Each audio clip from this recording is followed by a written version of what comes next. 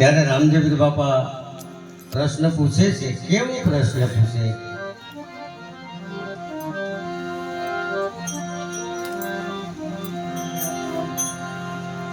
પૂછું પૂછું પૂરા પંડિતોને,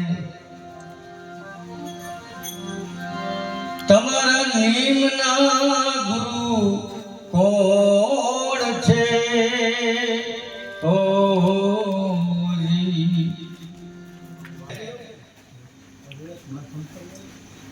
કે તમારા નિજના ગુરુ કોણ છે?